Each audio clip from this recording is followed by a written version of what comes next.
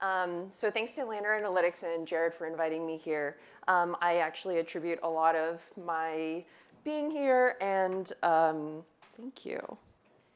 And my career path to him, so thanks, buddy. All right, intro. Who the heck am I? So my name's Eurry. I work at Glossier. It's a 4-year-old e-commerce beauty company that emphasizes choice, peer-to-peer connections, and facilitates glowy and dewy skin. And so basically what we're known for is skin first, makeup second. That's our mantra. So you can basically say that we're a full stack skincare company with some makeup products on the side. But it turns out this is actually a really good metaphor for our work as data scientists. So we have a lot of excitement about neural networks, lipstick, and cheek color, but not so much missing data, logging, or sunscreen. So to think about it another way, we use hierarchical models and random forests and a smoky eye on some occasions, but a smoky eye isn't really appropriate for every occasion. So what really matters is the fact that you're using eye cream as part of your daily routine. So there are base factors that you need to incorporate into your routines, whether it's skincare or your data science work. So my career, basically I started at Facebook. I worked on the marketing science team for about 2 years, running a lot of controlled experiments with advertisers to measure the effectiveness of Facebook as an advertising medium and some creative multivariate tests. And then I moved over to Eurry for America, where I managed the digital analytics team until I didn't. And then now I'm about 6 months into Glossier. And so something that we say in the data science community a lot, I found in my short career in data science, is that about 1 to 5% of our work is about creating models, cross-validating, model selection, the sexy stuff. And the 95 to 99% of the work is data cleaning, munging, sourcing data, and that's not so much the stuff we get excited about. So it was actually great to hear the talk before this about scaling and growing a data science group. But let's talk about how to develop a good culture as you develop that group and grow it. And I'm the only person who uses R at my company, so it's really wonderful to be around all of you guys and to nerd out about R. Just basically this talk is a reminder that there are some foundational principles that we all should talk a bit more about, share tips about, and so hopefully this fosters communication about these sorts of topics, especially during the breakout sessions. So there are 4 things that I want to talk about to categorize the 95 to 99% of the work that we do into 4 admittedly very broad categories. First, sourcing data. 2, hypothesis testing. 3rd, documentation. And then the 4th is sharing our work with our stakeholders. But it's a little more fun to use an R code metaphor within those examples. So this is a simple, boring function I often use to count the amount of missing data in my data sets. A few questions that you typically ask yourself when you're working with a new data set is, how much missing data do I have? Do empty strings count? Is there some context that I'm missing around persistently missing data that I might need to take into account? In terms of technical limitations, are there ad blockers that are preventing me from getting the context from my client-side events? Is there imbalanced data? But this is a metaphor, so metaphorically, what I mean by this is, let's use an example. I bet a lot of us have experience working in digital ad measurement, where there's a ton of data there. Impressions, clicks, timestamps. And for better or worse, a lot of the value of those digital advertising campaigns are based on whether a click occurred or not. But a question that we should ask ourselves is, does our key outcome actually translate well to our independent variable? And so in this case, is a click what an advertiser actually wants to measure and optimize for? Kind of no. The thing that they want to measure is the value of a customer lead, is whether a customer purchased or not. Really hard to measure, let alone attribute. Clicks, painfully easy to do both of those things.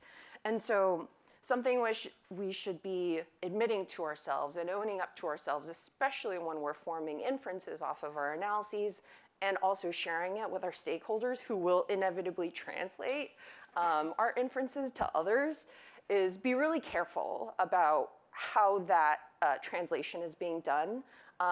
You can probably see too many really bad examples of that across the internet, of how badly data was translated into inferences.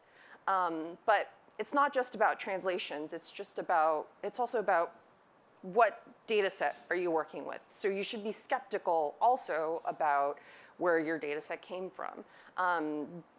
In this past year, 538 wrote an article, a very honest article, about how they had an inappropriate use of broadband data. I encourage you to all read that. And sometimes, increasingly, the conversation these days is actually around the opposite of missing data. So I don't know how many of you have heard of GDPR, but it's basically data privacy guidelines. There's one fan over there. Data privacy guidelines that were introduced by the European Commission. These sorts of laws, we as data scientists absolutely have to be at the forefront of these conversations. We have to talk to the lawyers. We have to talk to our companies about what the impact is going to be on our work and what the implications are for our ability to serve our customers and our stakeholders well. So money tip one, be honest with yourselves and your stakeholders in order to build your political capital.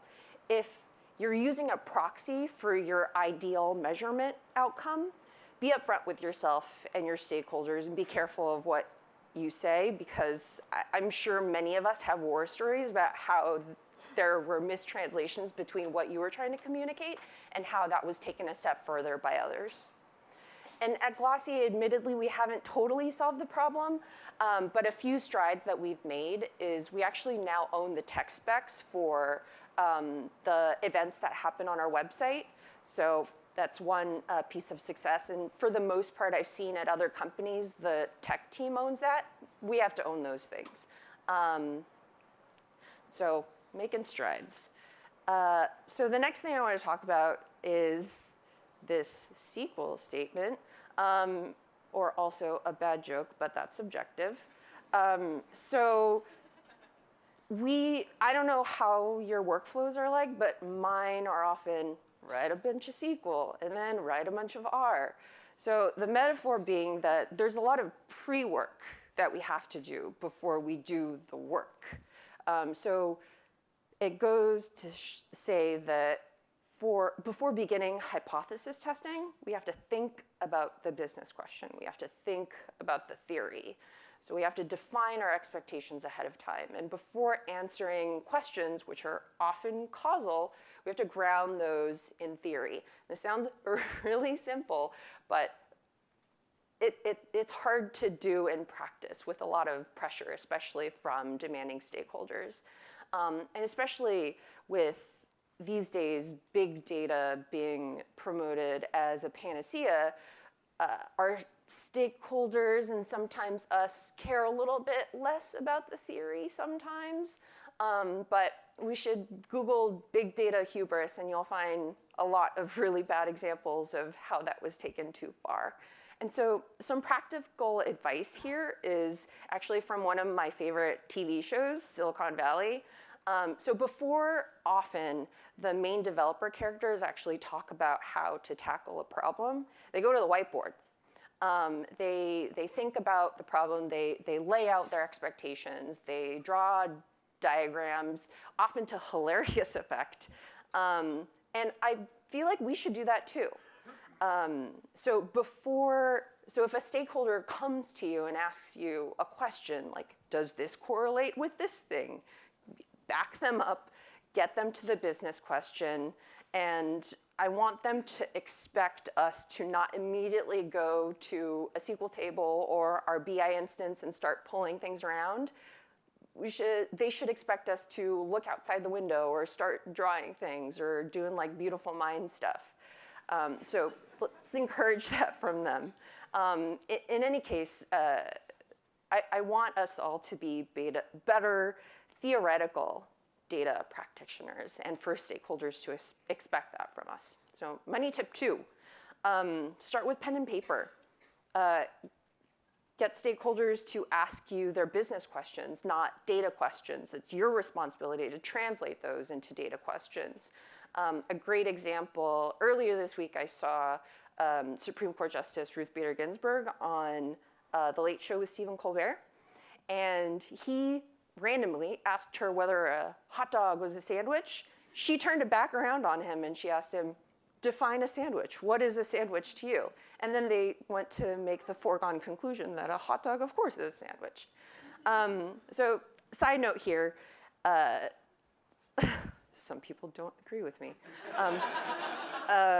Side note here is that something else I like to lay down before actually beginning my work is commenting. So before I start and really dive into an analysis, I'll write a bunch of comments laying out the plan for my analysis. First, load the data set, then check for missing data, blah, blah, blah. And something I really like about that is that encourages me to not get bogged down into a data rabbit hole.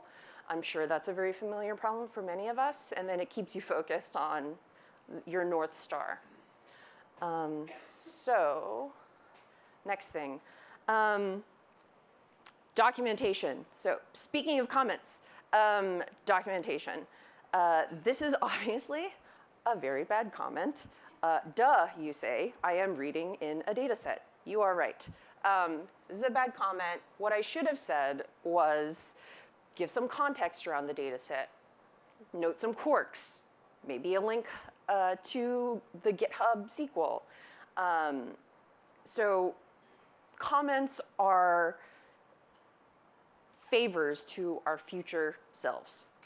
This is something that we have to do, not just for ourselves, but also for obviously reproducibility or sharing our data sets with colleagues who might then go on to use our own code. If you're changing assumptions, especially with regards to cleaning your data set, it's easier to debug it. It's easy to identify where you made that assumption. It's a friendly step up for other R-literate colleagues who are reviewing your code, if you're lucky enough to have R-literate colleagues. But I don't just mean literally, I mean metaphorically. So we all know that there is a replication crisis going on in the scientific community right now. P-hacking, so-called no promotion of negative results. Big data obviously is a problem in terms of wanting to make data sets public. It certainly doesn't make it easier to do that. But there are a few things that we've instituted at Glossier that help us be responsible to our future selves and our colleagues and our future colleagues too. So we've established a framework for sharing our work. It's sort of a 5-part template for how we share our work. First, a mechanism for open commentary and feedback. We use a lot of tools at Glossier, but Google Drive is probably my favorite. We have an executive summary, details about the methodology and why we chose that. Caveat section is really important, and then also an appendix where we can share our links to SQL, GitHub, contextual visualizations. And it's really hard to do this at a fast-moving startup. Glossier just closed on a over 50 million Series C funding round. So people have very high expectations of us, rightly so.